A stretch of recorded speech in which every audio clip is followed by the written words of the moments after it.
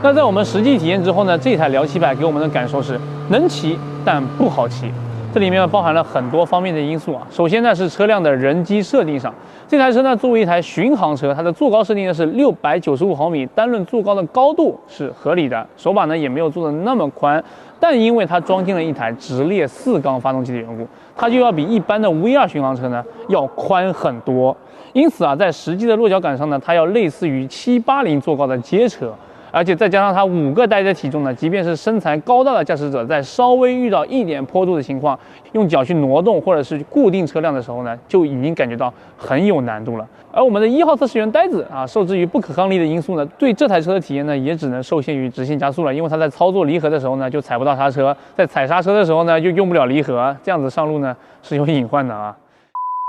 因此啊，这台车在第一道门槛挑人程度上呢，就是要比一般的巡航车要高很多，这就是它第一个不好骑的地方。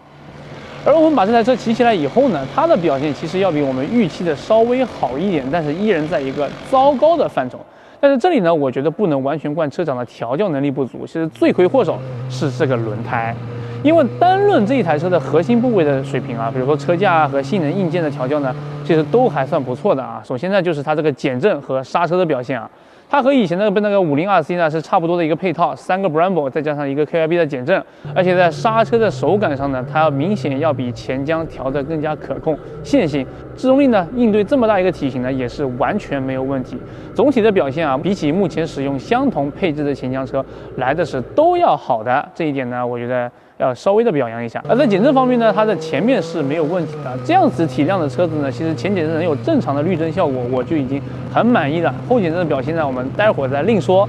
其次呢，就是它这副车架，其实它这副全铝车身呢还是蛮有意思的，把它单独拎出来呢，它长得很像 Vespa 那种承载式车架，它的占比呢要比一般车架明显要大一点。在实际的骑行中呢，它在做一些轻度的倾角啊、左右变线的时候呢，以它这样的体量来说呢，不算笨重。但是啊，就是因为碰上这么一个球一样的后轮啊，整台车呢在转向啊、过弯还有过颠簸的时候，那种感觉只能用灾难来形容。那么上期视频我们已经说过了，轮胎呢不是越宽越好的。当轮胎宽到一定范畴以后呢，它最危险的就是会造成轮胎的实际接触点和车辆倾角的中心线偏移程度增大的问题。说白了就是前后轮它都不在同一条直线上。那这一点呢，就会让这一台车，比如说是压弯，它其实连正常过弯都是做不到的。你在过弯的过程中，你会明显的感觉到整个后轮会有一种不稳定、非常明显的屁股往外甩的感觉啊。同时，即使是日常的转向和掉头的过程中呢，它也是极其的不顺畅的，因为它的后轮偏移量会不断的变化，这种变化呢就会反过来干预你的跺脚，你就必须要重新调整方向才能完成整个掉头或者是拐弯的过程。那也就是说，虽然这台车它和哈雷不是一个路子的巡航车，但是这种人和车搏斗的感觉呢，竟然是出奇的一致啊。那么其次啊，在这个310轮胎这种非常离谱的簧下质量面前呢，它的这根后减震啊，其实是完全拉不住的。在实际遇到颠簸的时候呢，它的作用呢就如同蚂蚁撼树一样，无论是好路烂路，无论是坑大坑小，你的屁股呢都是要倒霉的。但其实这些问题呢，我们不是完全无法原谅的，因为它更像是一种为了风格而去做的取舍啊，你到底是要大轮胎，还是要车辆好骑？而且任何一个车厂，他们的车如果装上这么大一个轮胎，可能都会面临相同的问题，做的呢还不一定有这台辽700好骑。比如说那台突破者，轮胎还没有它宽的情况下，比它难骑多了。而让我们真正没法接受的呢，就是它的发动机。但是单论发动机本身的表现呢，它做的还是合格的，差不多有68分的水平。那么首先是它的动力表现啊，这台奔达辽700的直线性能测试成绩如下：0 100加速4.72秒，0 4加速12.93秒，冲线速度为168.2公里每小时。这台辽700呢，在起步因为体量和大轮胎以及测试员操作不便的情况下，是吃了一点亏的，但是在后端动力上还是能够追平赛600。这样的动力表现呢，已经不能算弱了，算是符合它69个千瓦的数据了。它的主要问题呢，是体现在运行品质上，它给人一种精度不高、粗糙，而且内部阻力有点大的感觉。我们实际测出来的油耗呢，也是达到了6.5升百公里，而且这个油耗呢，是在长途的情况下测出来的啊。其次呢，这个发动机运转起来呢，它在5000转之后有一个明显的共振区，而且它的震动处理呢，不知道是不是跟辉石学的，手把没有问题，可从脚下传来的震动呢，能让你全身发麻。所以我在骑这台车的时候呢，就不太会想拉高转，这个时候呢就得升档，可是它换挡的体验呢也不好。这台车换挡感觉呢，让我想起了5年前的贝纳利啊，模糊松垮，而且每次换挡呢都需要大力抽射一下啊，而且在2升3、3升4的过程中呢，有时它会进入一个假空档，发动机会突然嗷一嗓子吓你一跳。不过它的这一种很模糊的换挡感觉呢，可能并不是调教上的问题，很有可能是因为它的档位杆转接口过多所导致的。因为这个发动机原本它是个街车的嘛，它要把脚踏往前挪的话，就必须得想办法延长，延长不了怎么办呢？就得找转接口。从前面到这里啊，还没完，还要从下面推到上面。这个看一下我就说过了。那这里就有多大的间隙？几个关节，然后都有点松散，导致这个原因。那它这里还要它的挂档机构在上面，它原先短了2道，原先是不是在这里的？然后直接推上面啊。它是呢这里推到这里，它这里不是变速箱里面，还要再上来，因为这个车的发动机是变速箱杆的位置在上面的。然后它关节就太多了，这里一个，这里一个，然后这里再一个，这上面再一个，多1倍。那这就造成了它的脚感很不直接的问题啊。总体来讲的话，这台发动机的表现呢和龙6那一台，龙6也就赛6那一台嘛，半斤八两。赛6那台发动机呢，它的震动表现呢要略好于这台车，运转起来呢也要比它稍微的细腻一点。但是辽700它好的地方在哪里呢？它的动力曲线调教呢要明显的比赛6那一台要好得多。它的油门拧起来前段是跟手顺畅的，不会和赛6一样莫名其妙的会使不上力啊。这一点呢也说明敦达他们自己开发那个1:4的多点 ECU 调的还算是不错的啊，再给他们点个赞。不知道钱江有没有兴趣和奔达合作一下，把他们的2个德尔福也换成1:4的。所以无论是从动力啊、运行品质啊，还有震动控制上来看呢，这台发动机呢是一个没有特别明显硬伤，总体呢还算是可以接受的发动机。但放在这么一台车上呢，它就给人一种跑偏的感觉。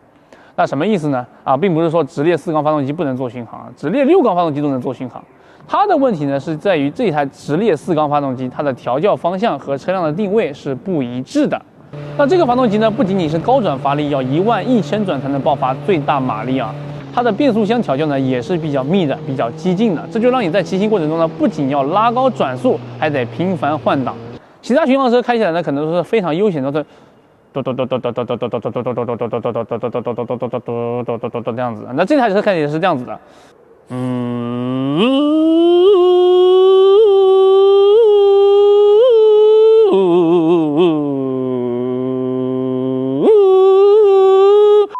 那这时候可能就会有人说，你那是传统巡航，我们这是全新的运动巡航，不能以老的观念来限制新鲜事物。行，所以我们就特意的摒弃这些偏见，以完全放空的状态，从零开始去感受这一台车。但是最后发现，这台车放在那个地方，根本就没有人乐意去骑了。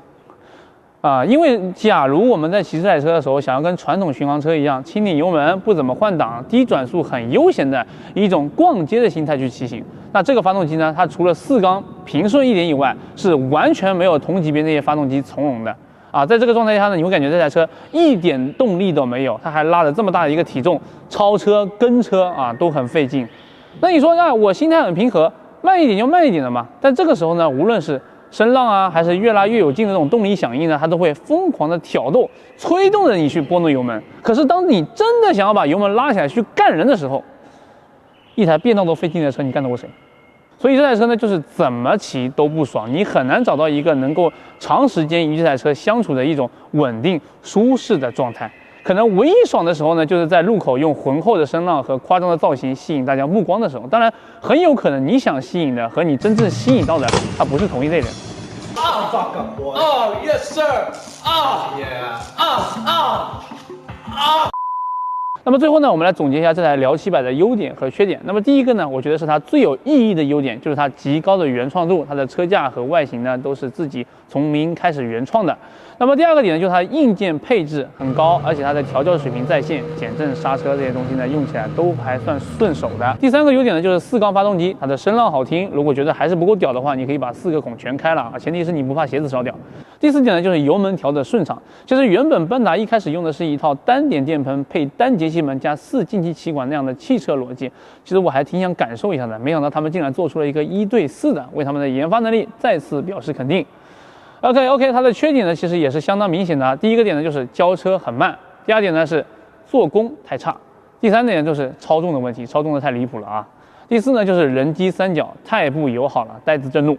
第五点呢就是它大轮胎带来的纠结的骑行体验。第六点呢就是它的发动机调性和车辆定位相互矛盾的问题。其实以上这2点呢是我认为这台车身上最应该纠结的地方，最应该斟酌的地方。如果你想买这台车，最好是在试驾的时候针对这2个点去反复的感受。那么最后一个点呢就是奔达这台车的可预见的质量稳定性了，反正以目前的风评来讲的话是不算太好的。所以这台车到底值不值得买呢？我优缺点都罗列了，你自己来看。那么节目的最后呢，还有一个问题没有解答，为什么这个车它雷声大雨点小呢？其实我个人认为呢，有2方面原因。首先呢是情感因素，这是一台期待大于需求的车子，就像大家都期待成为一个率性而活的人，但是在做决定的时候呢，却很难做到不去权衡。其实我也是这样，甚至还要更严重一点。但是这一点呢，并不是坏的。所以啊，我们就期望着有辽700这样的车子出现，因为它承载着我们摩托车爱好者们最理想化的希冀。它的存在呢，对于我们很重要，但是对于我却不一定。而第二个呢，就是见识方面了。它在推出的那个年代呢，确实是很有吸引力的，但是它的下行速度实在是太慢了啊！国产摩托车的发展速度呢又太快，仅仅3年不到的时间，以它这样的价格都可以买到很多进口水准的摩托车了，所以渐渐的它就开始失去它的竞争力了。更何况这台车本身它也不算得是一个多么优秀的产品。不过无论如何，这一台奔达的辽700能够被人期待、有人支持、有过那么辉煌的过去，已经是一件很了不起的事情了。虽然说星星之火并没有起燎原之势，但这并不代表着结束。只要奔达他们的创新火苗不熄灭，我们依然会保持期待。